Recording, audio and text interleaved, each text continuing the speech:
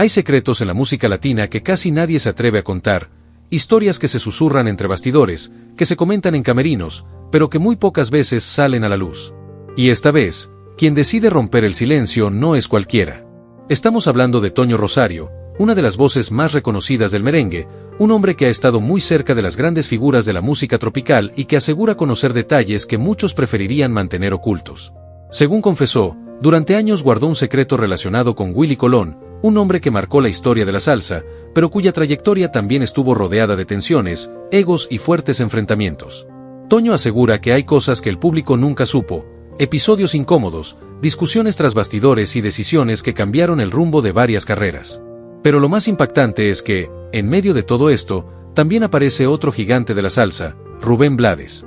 En esta historia, Toño Rosario promete revelar detalles que podrían sorprender incluso a los fanáticos más fieles de la salsa. Habla de rivalidades, desacuerdos y de un secreto que, según él, explica muchas de las polémicas que durante años rodearon a Willy Colón y su relación con Rubén Blades. ¿Qué fue lo que realmente ocurrió entre ellos? ¿Qué sabe Toño Rosario que nadie se había atrevido a decir públicamente? Mira, yo te voy a decir algo porque yo estuve cerca de muchos de esos ambientes y escuché historias que la gente común nunca llegó a oír. Todo el mundo sabe que uno de los dúos más grandes que dio la salsa fue el de Willy Colón y Rubén Blades. Desde que salió aquel álbum Metiendo Mano. Y después con trabajos como Siembra o Tras la Tormenta, la gente quedó fascinada con esa combinación. Era una locura verlos juntos en una tarima, porque parecía que estaban destinados a hacer historia. Pero lo que mucha gente no sabe es que detrás de ese éxito también había tensiones, decisiones fuertes y momentos incómodos que casi nadie contó públicamente. Yo recuerdo escuchar que Rubén siempre habló con respeto de Willy, sobre todo cuando todo empezó en los años 70, cuando Willy llegó a Panamá junto a Héctor Lavoe. Dicen que en aquellos años, entre el 74 y el 75, Rubén era el que lo buscaba con su guitarra, insistiendo en mostrarle sus canciones, cantándole temas que después se volverían parte de la historia. Incluso la primera vez que grabaron algo juntos fue con una canción que Rubén le había presentado y que terminó abriendo la puerta para lo que vendría después. Pero también hay que decir la verdad, ese junte no salió solo por inspiración artística, ahí también metió la mano Jerry Masucci, el hombre fuerte de Fania Records, que vio el potencial de juntar a un trombonista con orquesta poderosa y a un compositor con letras profundas. Él pensó, vamos a unirlos y ver qué pasa. Y lo que pasó fue historia, pero también comenzaron las diferencias. Y te digo algo más, cuando en 2003 celebraron los 25 años de Siembra, hubo momentos detrás de cámaras que dejaron claro que entre ellos todavía quedaban cosas sin resolver. Eso es algo que muchos no vieron, pero los que estábamos cerca del ambiente sabíamos que esa relación, aunque brillante, siempre tuvo sus sombras. Mira, yo recuerdo escuchar muchas de esas historias porque en el ambiente musical todo se comentaba. Según se decía, Rubén Blades ya había tenido cierto acercamiento con Willy Colón, y la relación entre ellos era bastante correcta al principio. Cuando surgió la posibilidad de trabajar juntos, la idea era sencilla. Mientras se resolvían algunos asuntos de contratos y papeles dentro del sello Fania Records, podían probar suerte grabando algo en conjunto. Y de ahí nació ese primer proyecto que terminó siendo el álbum Metiendo Mano.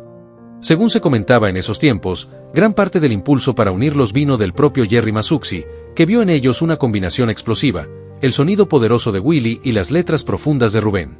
Ese disco empezó a moverse fuerte en varios mercados, incluso en Venezuela, donde canciones como Plantación Adentro y Pablo Pueblo comenzaron a sonar con fuerza. Pero lo verdaderamente grande vino después, en 1978, cuando lanzaron Siembra. Yo te digo algo, ese disco fue un terremoto en la salsa. Nadie estaba preparado para lo que pasó.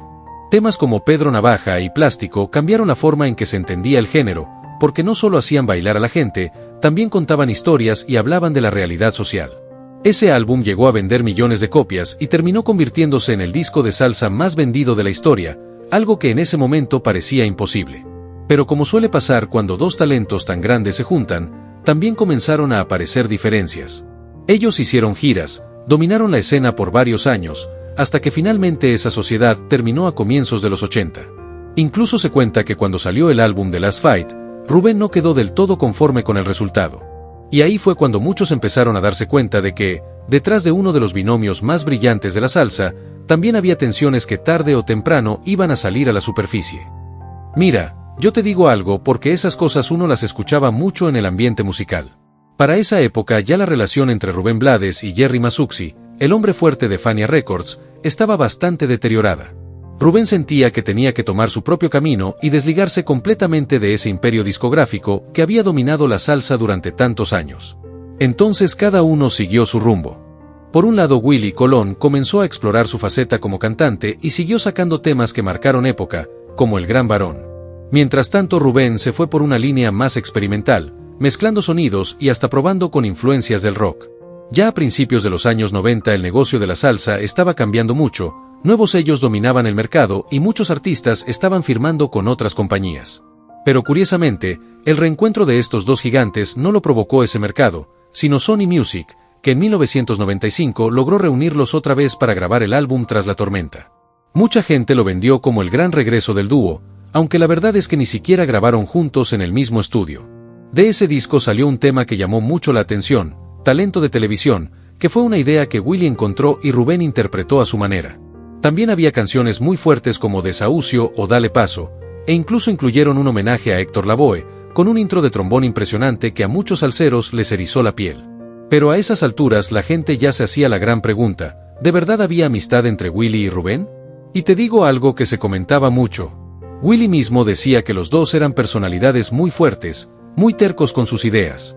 Él era más calle, más Bronx, más directo, mientras Rubén venía con otra formación, más intelectual, más reflexiva.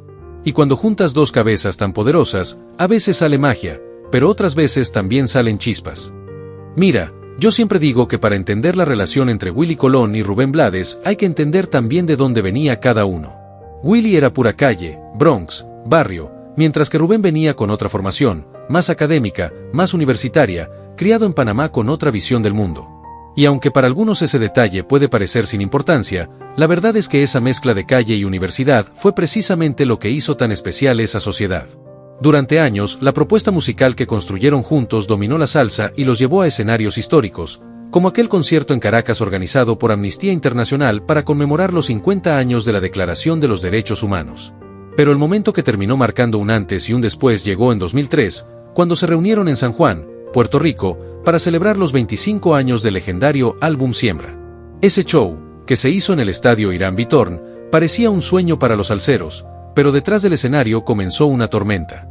Según se supo después, el pago del concierto rondaba los $350,000, dinero que debía pasar por los promotores y representantes, pero Rubén afirmó que solo recibió alrededor de $68,000, y ahí empezaron los reclamos. Poco tiempo después, Willie acusó públicamente a Rubén de no haber cumplido con el dinero acordado, y la cosa se puso tan tensa que en 2007 el propio Willie presentó una demanda reclamando unos $115,000 por ese espectáculo. Rubén, por su parte, respondió diciendo que él también había sido víctima y que el problema estaba en los representantes que manejaban el pago. Aquello terminó en tribunales y durante años fue un escándalo en el mundo de la salsa, hasta que finalmente en 2010 Willie decidió retirar la demanda tras llegar a un acuerdo con los promotores. Pero te digo algo, desde entonces la relación entre esos dos gigantes nunca volvió a ser la misma. Mira, esa historia todavía da de qué hablar en el ambiente salsero. Yo recuerdo que cuando todo aquel lío salió a la luz, Rubén Blades llegó a decir en una entrevista con el periódico Primera Hora de Puerto Rico que Willie Colón había retirado la demanda, pero que él nunca le pagó ni un centavo, y que eso quería dejarlo claro. Según Rubén, el arreglo que terminó cerrando el caso fue algo que Willie habría hecho directamente con el empresario Robert Morgallo, el hombre que estaba en medio de todo ese conflicto por el famoso concierto del aniversario de Siembra. Pero la verdad es que nunca se supo con exactitud qué pasó en ese acuerdo, porque cada quien contaba la historia a su manera. En el ambiente musical siempre se decía que aquello fue un vaivén de demandas, contrademandas y discusiones que terminaron afectando la relación entre dos de los nombres más grandes de la salsa. El tiempo pasó, los tribunales quedaron atrás, y años después Morgallo incluso publicó un libro titulado Decisiones, donde dio su propia versión de todo ese enredo legal. Pero lo triste es que, después de aquello, los fanáticos prácticamente perdieron la esperanza de volver a ver a esos dos gigantes juntos en una tarima. Y aunque la música los había unido para siempre, la tensión siguió apareciendo de vez en cuando, incluso en las redes sociales. Yo recuerdo un episodio que se comentó muchísimo. En diciembre de 2019 Rubén escribió un mensaje reflexionando sobre lo dolorosa que había sido para Panamá la invasión de Estados Unidos, y Willie respondió con una pregunta bastante irónica sobre cómo criticaba eso viviendo tantos años en Estados Unidos. Aquello encendió las redes de inmediato. Después Willie salió a pedir disculpas públicamente, diciendo que había hablado sin pensar y que no quiso ofender ni a Rubén ni al pueblo panameño. Pero ya el comentario había dejado claro que la relación seguía siendo complicada.